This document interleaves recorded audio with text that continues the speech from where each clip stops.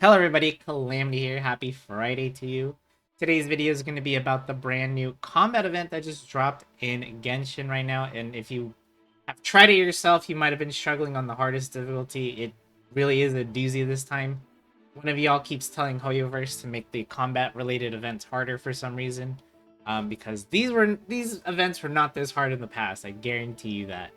But that being said, I did take on the hardest difficulty using mostly a 4-star squad here, minus Nihida.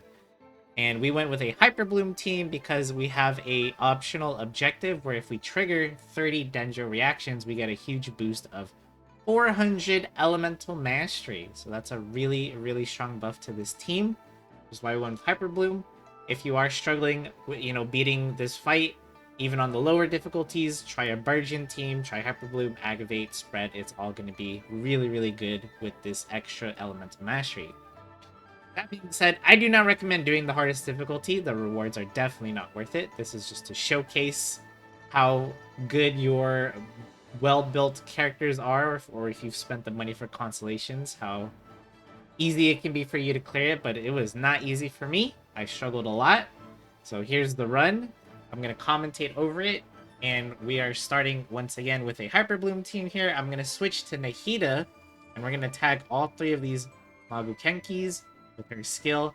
And you want to run towards this middle Maguu Kenki here, the one that doesn't have a sword, because the other two will, hopefully the plan is to gravitate towards you, because the one with just the mask will not follow you. He always stays in the back shooting his masks from far away, so we don't want that. We want them to be grouped up. We do not have the luxury in this event, or at least in this difficulty, to take them out one by one. The hardest part about this event, at least in my opinion, is the time constraints. We only have 2 minutes and 30 seconds, which is not a lot of time to defeat three level 105 bosses.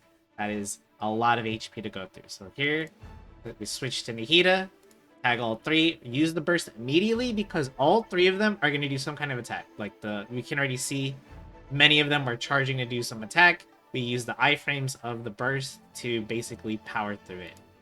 See, so here we get attacked. There was the mask AoE attack as well.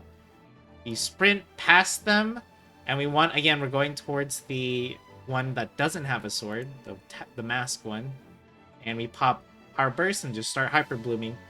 Now the goal here is we need to take them all down at once. The problem is sometimes the Animo sword guy is just gonna walk away. Like, there's nothing I can do about that. If he chooses to walk away, I have to reset. The Frost guy, on the other hand, will always gravitate towards you because he'll do his big, annoying AoE ice attack, and then he'll go towards you. So you don't have to worry about him. It's the Wind guy that we need to come towards us, but sometimes he'll step away and do his range attacks. So here, just reapplying the Dendro. We see that they're mostly grouped up here, so we use Cookie's burst. And again, just keep spamming the Hyper Bloom. We've already got the optional objective to get 30 Dendro reactions, so we have a huge damage boost to this team. We want to keep, just everyone's bursts active, keep Cookie Shinobu's skill active, just keep everything active. And the annoying thing about this is when we use Jincho's skill, you want to try to use it when the ice AoE is not up, so you don't freeze yourself. And that's something that's really hard to do because he's always spamming that attack. But if you can do it outside of that AoE, it's really, really... It might not seem like a lot, but it's going to save you a lot of time. Because like right here, I'm getting frozen, I have to break out of it, I'm wasting a little bit of time, it adds up. You do not have a lot of time to waste here. We have Kirara here for shields, because you're definitely going to need more than just one healer to stay alive with these constant attacks from the Maguu Kenki.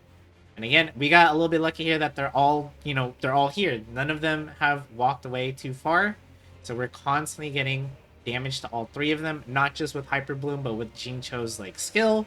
Little things like that. Cookie Shinobu's burst, Kirara's burst as well, affecting all of them. That's just good, consistent damage on all three of them. And you can see we only have a minute left already.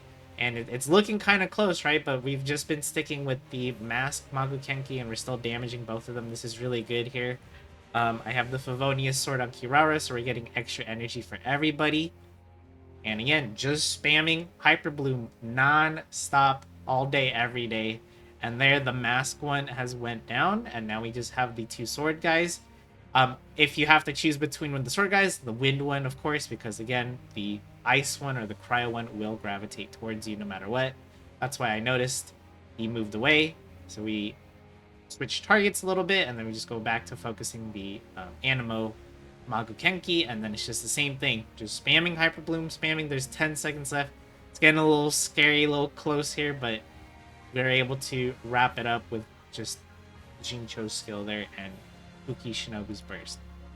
It might have looked easy there, but I guarantee you that if you try this yourself, if you haven't tried this event yet, it's really, really difficult. I had a hard time with it. Again, new players or people that don't have a lot of characters built, just do the easier difficulties, get your gems, and call it a day. Because, again, the rewards are not worth it.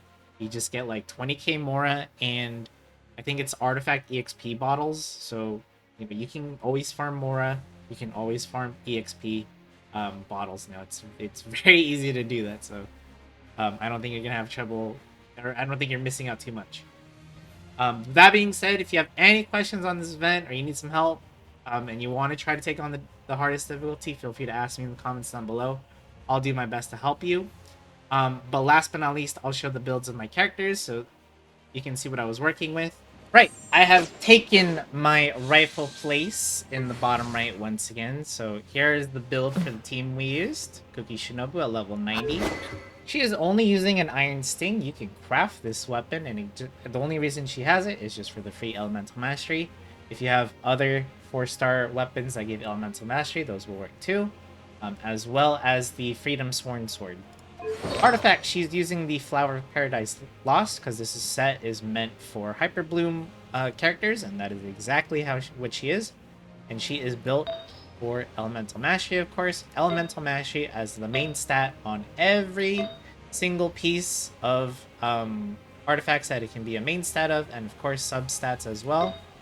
You can see plus 61, plus 40 on the flower and feather, so we just tried to max that out. Her Elemental Mastery is 995 with all things said and done, and I believe this is applying the Dendro buff as well. So keep that in mind. And then Constellations, she's at C4. So we were missing a bit of damage. We could get her at C5. C6 also even gives her even more Elemental Mastery. So yeah, I'm missing a big chunk of damage on my team here. Her talents are 1, 9, and 7. Remember that for Hyper Bloom, talent level doesn't matter. Only Elemental Mastery does. But getting some burst levels would also help a little bit as well. Next up is Jincho. He's been built the same ever since 1995. Sacrificial Sword, Refinement 5. Artifacts, he's using the Emblem of Severed Fate. Built as a sub DPS, so we've got a little bit of attack percentage, some energy recharge, some crit rate where we could fit it, Elemental Mastery, artifacts with subsets like that. There we go again.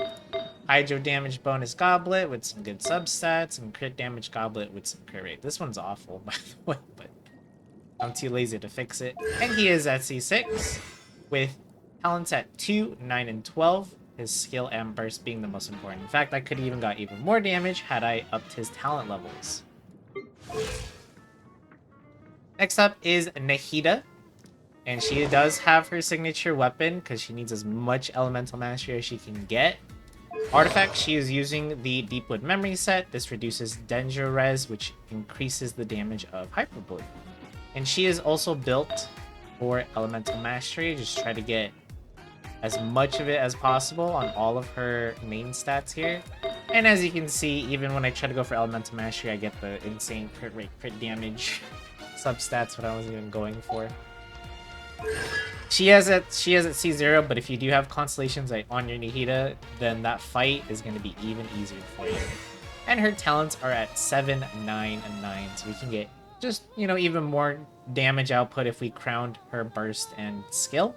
As well as even get some of her normal attacks, because I do use them a lot. Next up is Kirara. I gave her the Favonia Sword to give more energy to the entire team. This also helps with Jincho with his energy requirements because sometimes, you know, you don't want to get frozen, so getting the free extra energy particles allows him to get his burst more frequently.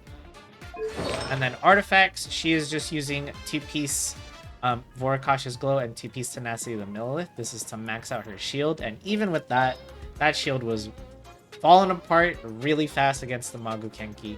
And she is just built as a shielder, not as a trigger for Denjo reaction. So she has a bunch of HP, crit rate where we could fit it for the Favonius Sword, and energy recharge, of course. Go figure, I get some nice DPS substats on this HP Goblet. Or HP Sands, and then HP Goblet, and then of course Circlet is HP as well with some crit rate. She is only at C2, so if we had gotten her some more constellations, she would have a little bit more of a comfy time with her shield, and she would also get some extra Denjo application as well as a little bit of elemental damage bonus. That would have helped a lot as well, and her talents are 1, 9, and 8. One more thing I forgot to mention about Kirara is that she actually is getting a little bit of a buff from the Imaginarium Theater, which does apply to this combat event. So all these characters, if you use them, have an increase of more HP, attack, and defense, which means her shield was a tiny bit beefier, but as you can see, it did not matter. Those bosses hit really, really hard and frequently. And that is my Hyper Bloom team. So as you can see, even though it's not the most perfect, most optimal team, I was able to scrape by on that challenge. Definitely made it a lot harder than it needed to be, though. And that's going to be it for this video, so hopefully this was helpful to somebody out there. Thank you so much for watching. If you like this kind of content, leave a like and subscribe, and I'll see you in the next one. Thanks for watching.